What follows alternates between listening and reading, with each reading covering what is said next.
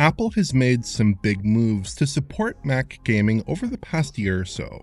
We've seen ports of Resident Evil Village and No Man's Sky, alongside upcoming games like Death Stranding. And in June, Apple released the Game Porting Toolkit, a powerful translation layer that allows Macs to run PC games at playable frame rates without any modification. Finally, those moves are beginning to pay dividends for Apple's much more popular iOS and iPadOS devices as well, with the port of Resident Evil Village for iPhone 15 Pro and M1 and M2 based iPads. This port promises the full fat game experience, somehow delivered on a device that can fit in the palm of your hand. So today we'll be evaluating Village on the brand new iPhone 15 Pro to see just how well this beautiful console and PC showcase translates to a pocketable gadget. Is this a genuinely good experience, or do the mobile concessions simply cut too deep?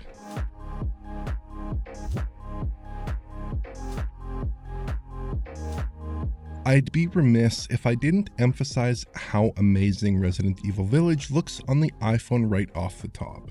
This is an extremely accomplished visual effort that is very similar to the existing console releases of the game, and the graphics are astonishing. Village is bar none the best looking mobile title that I've ever seen. The incredible quality of the PBR materials and environmental density really stands out on a 6-inch screen, with no obvious cuts or modifications from more power-hungry systems. And that's for good reason, because Village is essentially a straight conversion of the Mac release, with all the settings from that version preserved for iPhone. There are a dazzling array of tweakables to explore, just like a PC game, with the ability to scale up or scale down the visual experience as you see fit. So let's dive into those settings and see exactly what they do in practice. I'm using a mix of low and medium settings at maximum resolution for the following tests, with the exception of the setting that's being modified. The most important selection here is MetalFX upscaling. Apple's MetalFX temporal upscaler, called MetalFX Quality here, produces DLSS-like upscales. Unlike the Mac though, this time pixel counts suggest roughly a 0.4 times resolution on each axis, not 0.5 times. So the image seems to be a bit lower res internally relative to its native output. Compared to native res rendering, it produces a clean and detailed, if slightly soft, final image. Like the Mac and PC versions of Resident Evil Village before it, it's not clear that the TAA on iPhone is working properly at all in these native res shots, which flatters MetalFX a bit. MetalFX continues to have issues with transparencies though, like these 2D tree branches or the surface of this water, so you can often see some breakup or ghosting on those elements.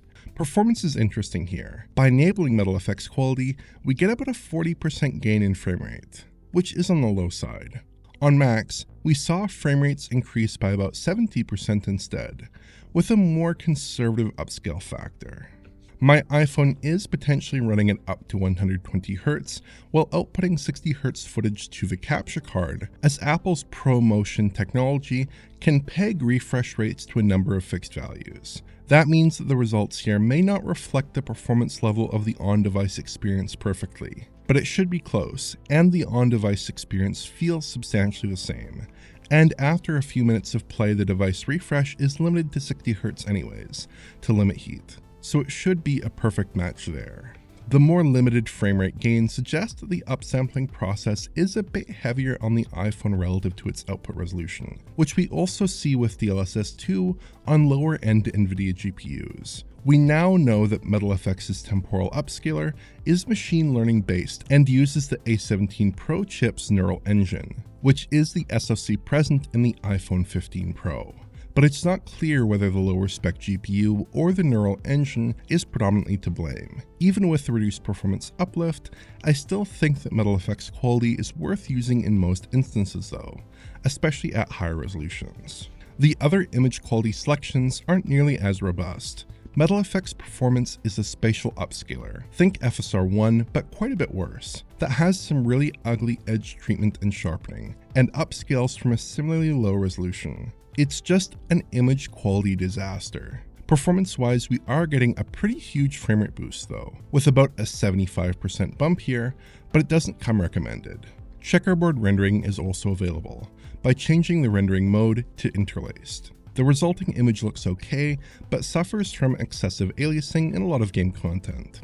Expect a modest, though appreciable, 25% performance improvement relative to native rendering. Again, I think MetalFX quality is the better option. Outside of image construction, the other settings on iPhone don't seem to have much effect on performance. Texture filtering, for instance, has a negligible frame time cost going from trilinear filtering to full 16 times anisotropic. Going from SSAO off to AMD's relatively expensive CACAO, there's no real frame time penalty. Dialing up shadows from low to max does have a minor cost, but it doesn't exactly thrash the A17's GPU either. Volumetric lighting seemed like a likely performance killer, but when I tried to tweak it, the appearance of the volumetrics remained unchanged.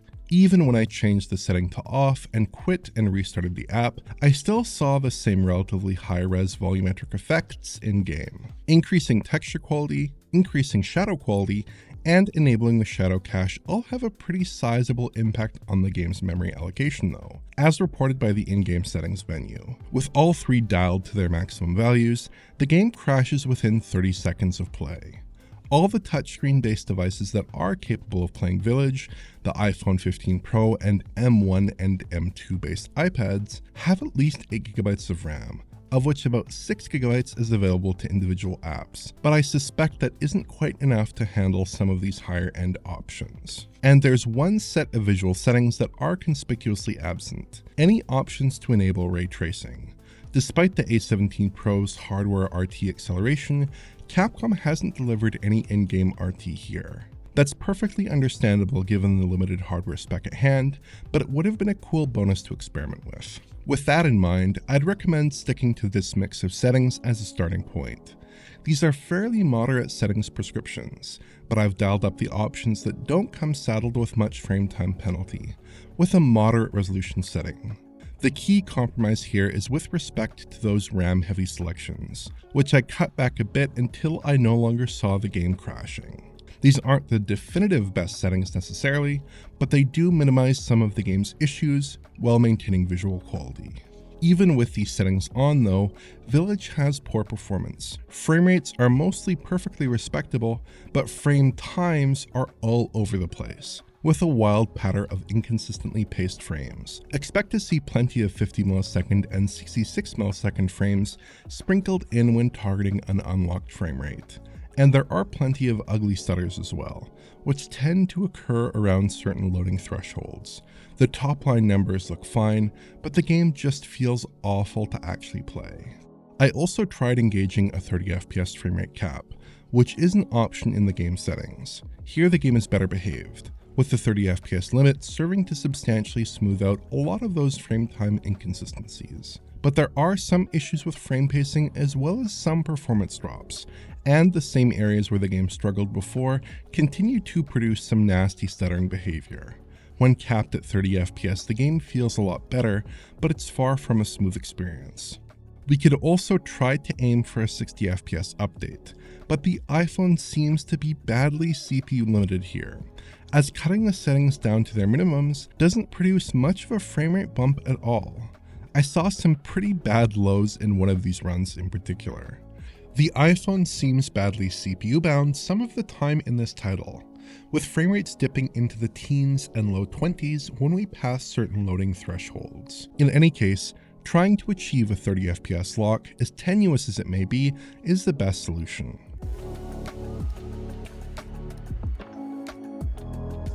There are a lot of other mobile devices out there that can run Resident Evil Village, so how does the iPhone 15 Pro stack up? I've turned up the settings a bit for this comparison to see if we can make some of the more powerful devices sweat a little bit too. I thought I'd start with Valve's Steam Deck gaming handheld, as that seems like the most natural alternative to the iPhone 4 Village. We have to use 1080p resolution here, which is about 18% higher than the resolution on iPhone, but that's about the closest we can get given the available options. The deck is still running way ahead of the iPhone, though there is quite a bit of variance depending on the scene, running about 50% faster in typical scenes. But this isn't really a totally fair fight, as the deck consumes several times the power of an iPhone, with its comparatively beefy 15-watt APU and active cooling setup. The A17 Pro's 3nm silicon process is paying dividends here, helping to push decent performance even in the slim and glass-enclosed iPhone casing, even if the final results aren't ultimately that great.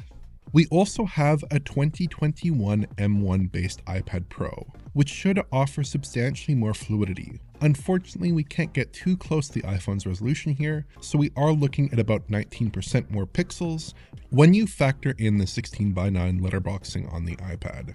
The iPad is still clocking a pretty decent performance win here, but it's not transformative. If we cut the settings on both machines to their lowest values to isolate CPU performance as much as possible, the performance delta closes up quite a bit. This suggests that the different CPU configurations doesn't make very much of an impact on this particular game. And while CPU-bound performance looks sort of okay here, later areas do stress the system much harder. Finally, we've got a 2021 16-inch MacBook Pro in its highest end configuration, with the M1 Max chip. This machine is good for roughly 4 times the performance of our little iPhone, even at a higher resolution, which is probably to be expected given its 10 teraflops of GPU compute and a reasonably clocked 10-core CPU. That's not a super fair comparison, but we do see how far Resident Evil Village can scale with extra hardware grunt while still using similar chip architectures and APIs. Village is a perfectly competent game on Apple architectures, but getting it to work on something as low power as an iPhone might require special attention.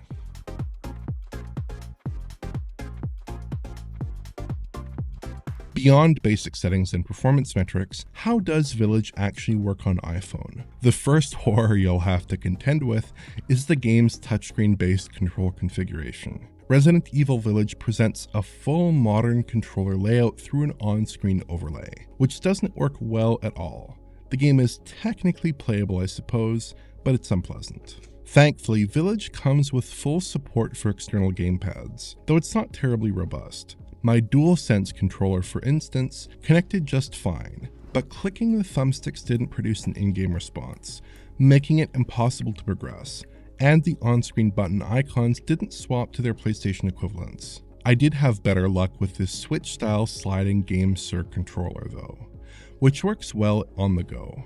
The game does seem to suffer from quite a bit of latency when using Bluetooth controllers, unfortunately. Using the touchscreen produces a snappy response, but is otherwise very awkward. Under heavy load, iPhones become uncomfortably hot as well, and can sometimes disable system functions, like the flashlight, charging, and 120Hz refresh rates if the system is under load for extended periods. I noticed this pop up while I was playing on a TV through the phone's video output, but this can be an issue when playing normally as well. I didn't notice any egregious throttling, however, as the device seems to settle into its sustained clocks after about half a minute of use, without noticeable performance variation thereafter. Ultimately, I think that Resident Evil Village is a compelling proof of concept for high-end iPhone gaming. Capcom has delivered a playable, visually superb version of a technically advanced big-budget game on a tiny mobile device. The MetalFX tech that works so well on Macs also scales pretty well to more limited mobile silicon, delivering excellent image quality with substantially boosted performance. On the other hand, it's a hard game to actually recommend playing on an iPhone.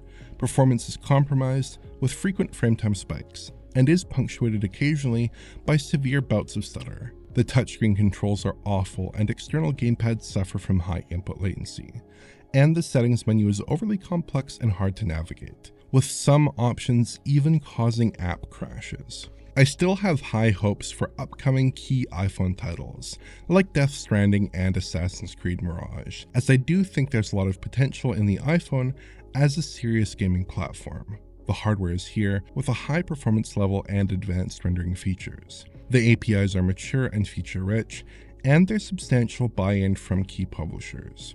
But we need to see a more polished final result than Resident Evil Village to really make the experience worthwhile. Capcom plans to deliver a version of Resident Evil 4 for iPhone as well, and I hope they take some lessons from this version of the game. Perhaps simply taking the full fat Mac experience and porting it over, visual tweakables and all, isn't the right approach for a more plug-and-play platform like an iPhone. And maybe the iPhone needs some special attention to cope with unique platform issues, including fixes for what seems like very poor CPU-bound performance in some circumstances. So Resident Evil Village is a captivating tech demo that's hard to recommend playing, at least without considerable retooling and optimization. But there are glimmers of the iPhone's gaming potential here, and that's very exciting. If you enjoyed this video, please like, subscribe, and press the bell for YouTube notifications. Check out the Patreon at digitalfoundry.net for exclusive and early access content. And to get in touch, use social media. Thanks for watching.